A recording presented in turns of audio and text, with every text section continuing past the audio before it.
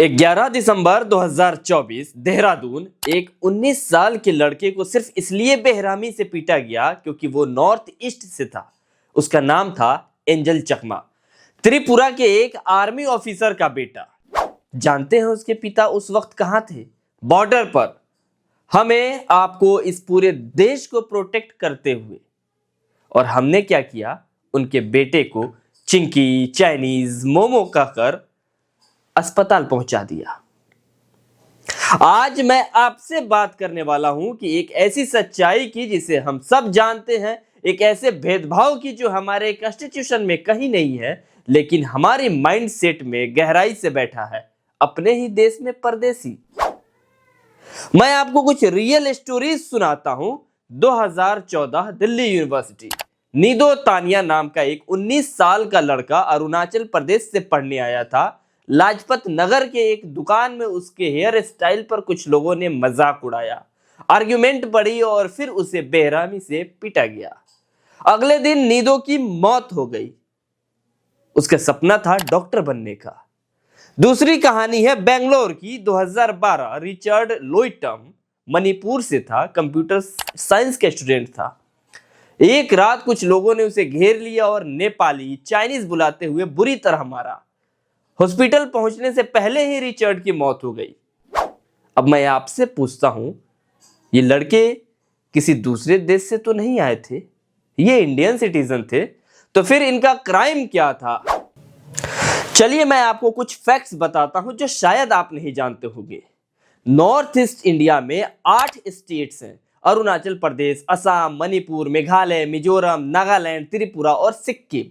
Population लगभग 45 million लोग, यानी पूरे यूके की पॉपुलेशन जितने लोग। और सुनिए, ये 1963 में नागालैंड बना, 1972 में मणिपुर, मेघालय, त्रिपुरा, 1987 में अरुणाचल प्रदेश और मिजोरम, 2000 में सिक्किम पूरी तरह से इंडिया का हिस्सा बना। लेकिन यहां का इतिहास हजारों साल पुराना है। Manipuri dance, Bihu, hornbill festival, ये हमारे इंडियन कल्चर का अभिन्न हिस्सा है। और सबसे इंपॉर्टेंट बात, नॉर्थ ईस्ट इंडिया हमारा स्ट्रेटेजिक बॉर्डर है। चाइना के साथ 3000 से ज्यादा किलोमीटर बॉर्डर, म्यांमार के साथ 1600 से अधिक बॉर्डर और बांग्लादेश, भूटान के साथ भी सीमा रेखा। जानते हैं इंडियन आर्मी में नॉर्थ ईस्ट के कितने जवान हैं? Assam regiment, Naga regiment, Sikh regiment, जहां बड़ी संख्या में मणिपुरी और नागा सोल्जर्स हैं। 1962 का इंडिया चाइना वार हो, 1999 का कारगिल हो, हर जंग में नॉर्थ ईस्ट इंडिया के जवानों ने अपनी जान दी है इसी तिरंगे की खातिर। अब सवाल यह है कि होता क्यों है? हमारे एजुकेशन सिस्टम में नॉर्थ ईस्ट की हिस्ट्री, कल्चर, ज्योग्राफी बेयरली कुछ पढ़ाया जाता है। एनसीईआरटी की किताबों में तो शायद 2-3 पन्ना, ओनली 2-3 पेजेस। मुंबई के लोग गोवा जाते हैं वेकेशन पर, दिल्ली के लोग राजस्थान, हिमाचल जाते हैं। लेकिन कितने लोग हैं जो मेघालय की लिविंग रूट ब्रिज देखने गए हैं, नागालैंड का हॉर्नबिल फेस्टिवल देखने गए हैं, मणिपुर की लोकतक झील देखने गए हैं? हम जानते ही नहीं है, इसलिए डरते हैं और डर से नफरत पैदा होती है। रीजन नंबर 2, जो ये फॉरेन माइंडसेट है ना हमारे आपके दिमाग में जो बैठा है, इंडियन लुक को लेकर कि कैसी होनी चाहिए, स्किन को लेकर कि व्हाइटिश कॉम्प्लेक्शन होना चाहिए, शार्प नोज होनी चाहिए। लेकिन यार इंडिया में 2000 से ज्यादा इथनिक ग्रुप्स हैं। साउथ इंडिया के लोग अलग दिखते हैं, नॉर्थ इंडिया के लोग अलग दिखते हैं, नॉर्थ ईस्ट इंडिया के लोग अलग दिखते हैं।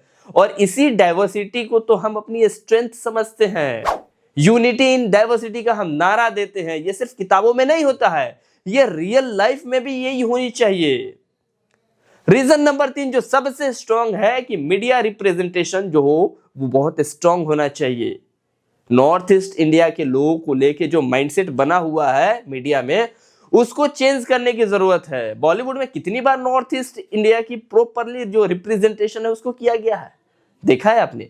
मैरी कॉम जो 2014 में आई थी, अच्छी फिल्म थी। एक्सॉन 2019 में आई, नेटफ्लिक्स पे रिलीज हुई, अच्छी फिल्म थी। बस 2-3-4 आप यही उंगली पे गिन लेंगे। लेकिन 2000 से 2023 तक 3000 से ज्यादा बॉलीवुड फिल्में रिलीज हुई थी। उनमें से शायद आप 10-15 में नॉर्थ ईस्ट का प्रॉपर रिप्रेजेंटेशन देखा होगा। जब हम स्क्रीन पर नहीं दिखाते हैं, लोगों के दिमाग में नहीं आता है, तो फिर कैसे होगा? चलिए मैं आपको बताता हूं। नॉर्थ ईस्ट के लोगों को डेली बेसिस पे क्या फेस करना पड़ता है। Housing discrimination. दिल्ली, बेंगलोर, मुंबई जैसे मेट्रो सिटीज में नॉर्थ ईस्ट के स्टूडेंट को या प्रोफेशनल्स को फ्लैट नहीं मिलता। रीजन जानते हैं आप? क्या नॉनवेज खाते हो? आप तो लॉन्ग पार्टी करते होगे। अलग अलग टाइप के सोशल मीडिया पोस्ट हजारों पड़े हुए हैं, भतेरे हैं, जहां लोग शेयर करते हैं और अपने कॉर्पोरेट ऑफिसेज में भी, oh you are from Nagaland brother, do you eat dogs, your English is so good, how are you Indian और चाइनीज। यार ये कौन सी नॉनसेंस क्वेश्चन है जो आज पूछे जा रहे हैं। 2020 कोविड के टाइम नॉर्थ ईस्ट के लोगों पर अटैक बढ़ गए थे बिकॉज दे लुक्ड चाइनीज। लोगों ने थूका, गालियां दी, फिजिकली असॉल्ट किया। डाटा शेयर करते हुए मैं आपको बता रहा हूं, national commission for scheduled tribe के अकॉर्डिंग 2012 से लेके 20 के बीच में 1000 से ज्यादा केसेस रिपोर्ट हुए हैं नॉर्थ ईस्ट के लोगों के अगेंस्ट डिस्क्रिमिनेशन के। लेकिन सब लोग कहते हैं कि सवाल उठाने से क्या होगा।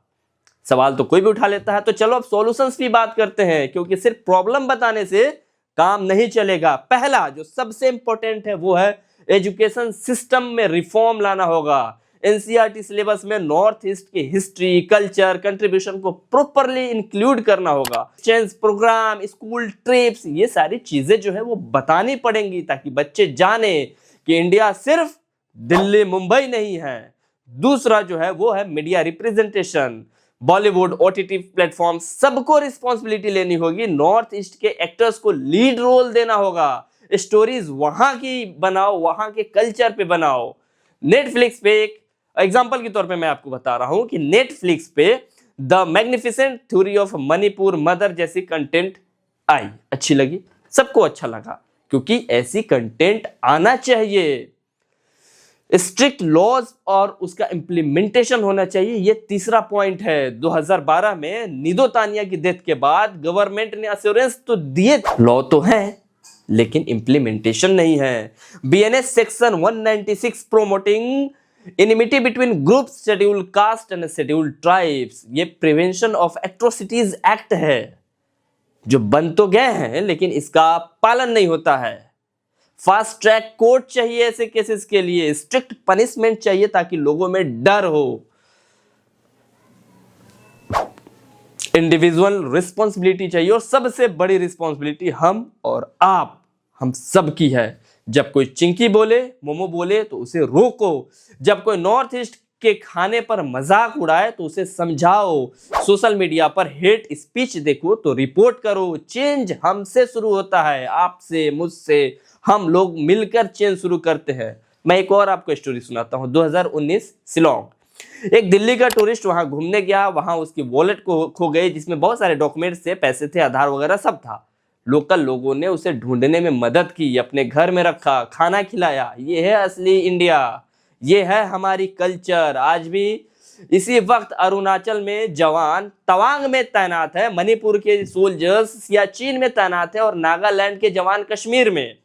सब एक ही यूनिफॉर्म पहनते हैं, एक ही तिरंगे के लिए लड़ते हैं, एक ही वतन के लिए जान देते हैं।